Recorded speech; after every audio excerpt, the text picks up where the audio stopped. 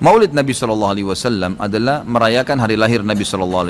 Awal mulanya muncul tahun 230 Hijriah. Dan ini muncul dari kerajaan dinasti Fatimiyah Syiah. Syiah ya, yang itu dibentuk pada saat itu di Mesir. Dan mereka punya 6 macam maulid dan sampai hari ini di Iran masih ada tuh. Jadi yang berfaham Syiah memang mengikuti ini. Sayangnya banyak ahli sunnah yang menarik ajaran ini, pemahaman ini ke pemahaman mereka. Padahal sebenarnya pemahaman orang-orang Syiah. Dan Syiah ini jelas mengkafirkan sahabat, mengatakan Al-Quran kurang, gitu kan. Mereka punya 6 macam maulid. Maulid Nabi SAW, Hasan, Husain, Fatimah, Ali dan rajanya mereka. Dan mereka pada saat membaca maulid dengan zikir-zikir yang sering kita dengar sekarang, itu ya mereka berdiri di tengah-tengahnya karena menganggap ruhnya Nabi SAW sedang lewat. Banyak orang ahli sunnah di Indonesia yang benci dengan Syiah. Karena pemahaman Syiah jelas ya mengkafirkan sahabat, mencaci maki Abu Bakar dan Umar, mengkafirkan mereka, mengatakan Quran kurang, tapi mereka tidak sadar maulid yang mereka lakukan adalah acara dari orang-orang Syiah, gitu kan? Anda boleh kembali kepada buku sejarah, semua buku sejarah menjelaskan masalah itu. Dan sekarang Anda boleh tanya kepada siapapun, kiainya, habibnya, tanya, apakah Nabi SAW pernah melakukan maulid kayak Anda lakukan nih? Berzikir, baca salawat, berdiri, nganggap ruhnya Nabi sedang lewat, pernah? Pasti kalau mereka jujur, mereka akan mengatakan tidak pernah. Ditanya, lalu kenapa Anda lakukan? Bentuk cinta kepada Nabi SAW. Bentuk cinta itu harusnya mengikuti dan mencontohi dan melakukan apa yang dicontohkan dan diperintahkan saja, nggak menambah, gitu kan? Karena kalau kita menambah seakan-akan kita menganggap Nabi SAW masih ada yang belum disampaikan. Para Nabi sudah pada saat meninggal menyampaikan semua. Sekali lagi, saya tidak menyalahkan. Kalau Anda ngotot mengerjakannya, mengatakan ini benar, silahkan, itu hak Anda. Saya menyampaikan apa yang saya ketahui, gitu kan? Saya tidak menyalahkan, tidak menghardik, saya mengingatkan apa yang saya ketahui. Kalau Anda anggap ini benar, terimalah, gitu kan? Karena orang yang bijaksana, orang yang berakal adalah orang kalau menerima, mendengar sebuah penyampaian dan itu benar, lebih benar dari apa yang dia ketahui sebelumnya, maka dia menerimanya, maka dia akan selamat dari sifat sombong, kan gitu. Assalamualaikum warahmatullahi wabarakatuh. Alhamdulillahilladzi arsala rasulahu bil huda wa dinil haqq liyudhhirahu 'ala dini kullih wa kafa billahi syahida. Asyhadu an la ilaha illallah wahdahu la syarikalah wa asyhadu anna Muhammadan abduhu wa rasuluh. Allahumma shalli ala sayyidina Muhammad wa ala ali sayyidina Muhammad. Pemirsa yang dirahmati Allah Subhanahu wa taala, mudah-mudahan Anda semuanya dalam lindungan Allah. Segala aktivitasnya diberikan kelancaran, sahabat-sahabat semuanya, mudah-mudahan apa yang menjadi hajat Anda semuanya dikabulkan oleh Allah Subhanahu wa taala. Pada kesempatan ini saya akan menanggapi dari ceramah dai Salafi Wahabi yang bernama Khalid Basalamah, yang ini beliau gagal paham tentang peringatan Maulid Nabi, ya Maulid Nabi Muhammad SAW, sehingga pemahamannya yang sesat perlu kita luruskan agar dia tidak menyesatkan banyak orang. Apalagi ceramahnya juga didengar oleh kalangan Ahlus Sunnah wal Jamaah yang juga mendengar dari ceramah beliau. Yang ini kami semua Ahlus Sunnah wal Jamaah ini memperingati, yaitu Maulid Nabi. Jadi biar berimbang, Khalid Basalamah memberikan pemahaman yang menyimpang, maka perlu kita luruskan. Kaum Ahlussunnah wal Jamaah meyakini bahwasanya peringatan Maulid Nabi Muhammad SAW ini bukan berasal dari Syiah. Walaupun ada kalangan tertentu yang menganggap dari Syiah, ya monggo saja. Yang jelas kami mengambil referensi bahwasanya peringatan Maulid Nabi Muhammad SAW ini dari seorang sultan atau raja yang namanya yaitu Sultan Muzaffar, atau penguasa Raja Muzaffar, atau dalam riwayat yang lain yaitu seorang panglima besar, panglima Islam yang bernama yaitu Salahuddin Al-Ayyubi. Nah, jadi dua tokoh ini semuanya adalah tokoh Ahlus Sunnah wal Jamaah. Jadi tidak ada kaitannya sama sekali dengan Syiah. Kalaupun mungkin kelompok Salafi Wahabi menganggap itu dari Syiah, ya monggo saja. Maka jangan paksakan kami yang kami Ahlus Sunnah wal Jamaah untuk percaya dengan ceramah atau tausiah dari kelompok Salafi Wahabi yang sangat begitu membenci Syiah, bahkan sampai melaknat Syiah. Yang kedua, perlu diketahui oleh Salafi Wahabi terutama yaitu Khalid Basalamah, bahwasanya di dalam tubuh Syiah ini bermacam-macam madhab, bermacam-macam aliran atau sekte. Ada yang paling ekstrim, diantaranya itu sekte Ghulat atau Rafidah, pencela sahabat Nabi. Ada yang agak moderat seperti Syiah Zaidiyah. Nah, jadi kita tidak bisa mengklaim kemudian semua Syiah itu Rafidah.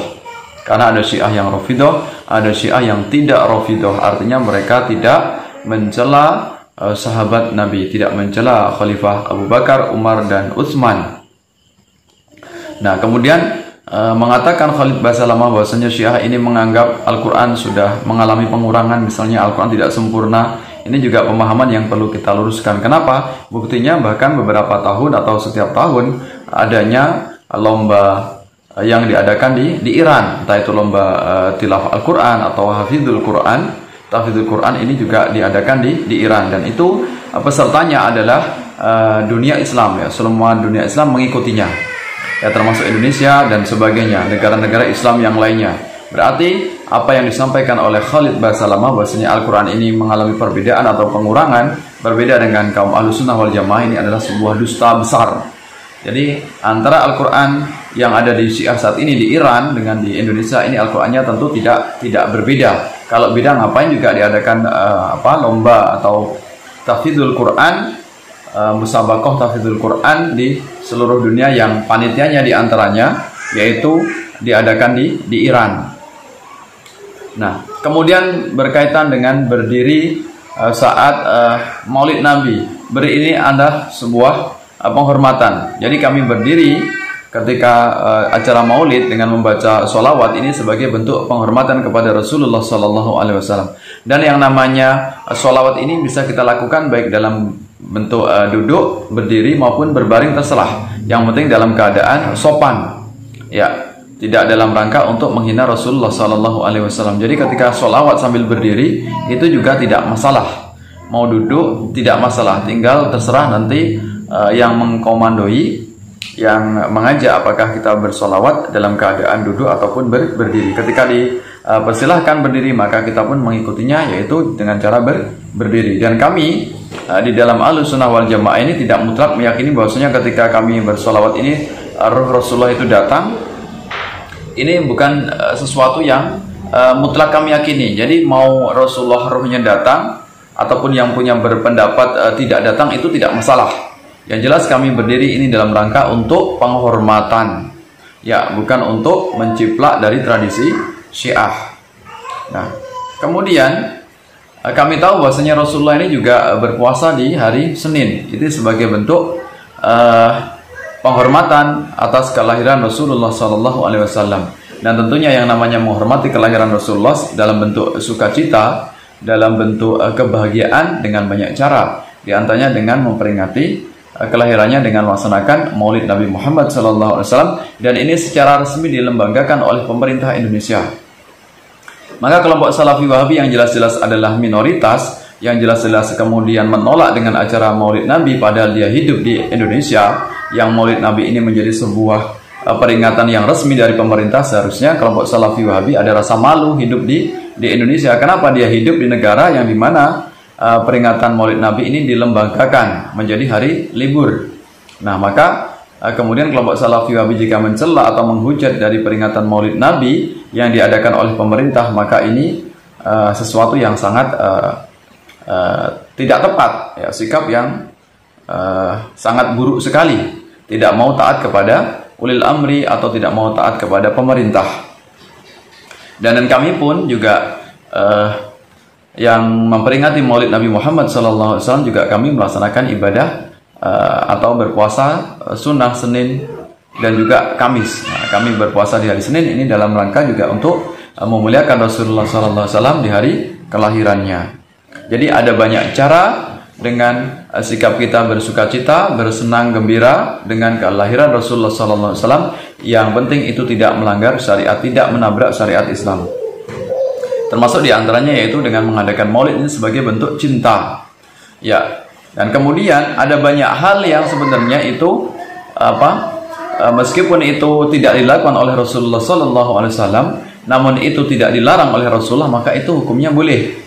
Kecuali kalau itu hal yang bersifat sabit atau hal yang bersifat qat'i, yang itu tidak bisa diubah lagi, seperti ibadah mahdhah yang terangkum dalam rukun Islam seperti sholat, puasa, zakat dan sebagainya. Kita tidak boleh berkreasi. Tapi kalau itu hal yang bersifat ibadah ghairu mahdhah, sebuah metode dakwah, maka itu hukumnya boleh-boleh saja. Di antaranya apa yang dilakukan oleh Sayyidina Umar, ya, beliau mengadakan sebuah acara, yaitu dengan mengadakan sholat tarawih bersama selama sebulan full di masjid, yang itu jelas tidak pernah dilakukan oleh Rasulullah SAW. Lantas apakah kemudian kita akan menuduh Sayyidina Umar karena tidak pernah dilakukan oleh Rasulullah, kemudian Sayyidina Umar ini menjadi kafir, musyrik atau ahli bid'ah atau sesat? Maka ini pemahaman Salafi Wahabi yang sangat menyimpang jauh. Berarti pemahamannya yang masih sangat minim dan perlu kita luruskan. Ya, bahkan Sayyidina Umar sendiri mengatakan ini adalah sebaik-baik bid'ah. Artinya tidak semuanya kalau dikatakan itu bid'ah itu sesat. Bahkan bid'ah yang itu mengandung kemaslahatan, maka itu maknanya bisa menjadi sunnah, sesuatu yang baru, sesuatu yang itu ditradisikan oleh umat Islam dan memberikan kemaslahatan bagi umat Islam, maka itu tidak bisa dikatakan sesat. Maka alangkah hebatnya kemudian kalau apa yang dilakukan oleh Sayyidina Umar dengan mengadakan praktik sholat tarawih bersama, kemudian mengecap atau menuduh Sayyidina Umar ini sebagai orang yang sesat atau orang yang ahli bid'ah, masuk neraka. Naudzubillah min dzalik. Jelas itu pemahaman Salafi Wahabi yang sangat minim sekali dan sangat bodoh sekali. Kemudian kita tahu gaya Salafi Wahabi ini suka memberikan nasihat kepada saudara lainnya.